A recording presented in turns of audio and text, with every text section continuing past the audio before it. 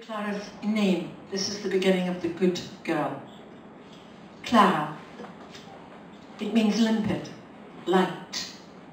Her father chose it. Clara, say it.